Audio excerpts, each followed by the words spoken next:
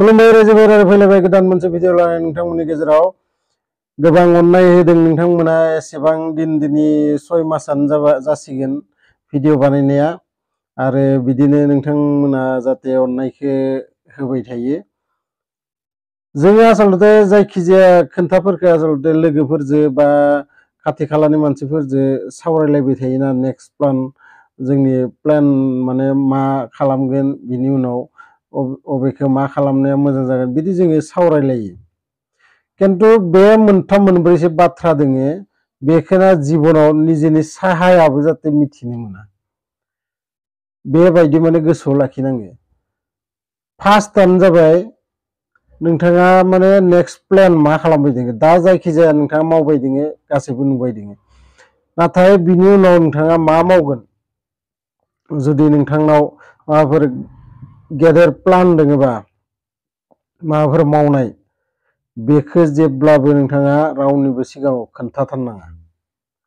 मानोना बेफोर बाथ्राखौ मिथिबाथाय बे दुनियानि मानसिया नोंथांखौ खालि डिस्टार्बल' होगोन कुनु दिन रावबो हेफाजाब होआ नोंथांखौ माने सिगाङाव नुनायाव एसे माने थाव मारिगोन बिसोरो मोजां मोजां जाफ्लागोन नाथाय नोंथांखौ उनाव बिसोरो बे खामानियाव होबथानो नागिरगोन आरो बिनि थाखायनो नोंथांनि जि प्लान बेखौ जेब्लाबो रावनिबो सिगाङाव खोन्थानाङा।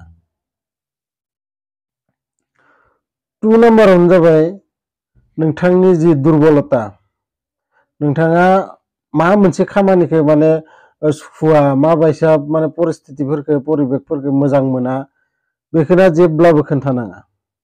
बेयावबो किसुमान ओरैबायदि मानसि थायो नोंथांखौ माने फिदिं लाबोनानै बेबायदि परिस्थितियाव बिसोरो खोलैना होनानै नोंथांखौ प्रब्लेमाव खोलैनो हायो। नोंथांनि जि माने दुर्बलखौ मिथिनानै मा मोनसे खामानियाव दुर्बल नोंथाङा मा मोनसे खामानिखौ मोजां मोना बे खाथि खालानि मानसिफोरा बेफोरखौनो माने मानसिफोरा नाजाबाय थायो बे मानसिखौ आरो बे बिपदाव खोलैनो हाबा बे खामानियाव खोलैफिननो हाबा बे जाबाय 2 नाम्बार। आरो 3 नाम्बाराव नोंथांमोना जेब्लाबो बे मोनसे खोन्थाखौ रावनिबो सिगाङाव खोन्थानाङा नोंथांनि इनकामा अबेनिफ्राय फैबाय दोङो बा बेसेबां नोंथाङा इनकाम खालामबाय दोङो मासाव। बे मोनथाम खोन्थाखौ नोंथाङा गोसोआव लाखि जेब्लाबो रावनिबो सिगाङाव खोन्थाथारनाङा माने खसा खोन्थाखौनो खोन्थाथारनाङा बे मोनथाम बाथ्राखौ।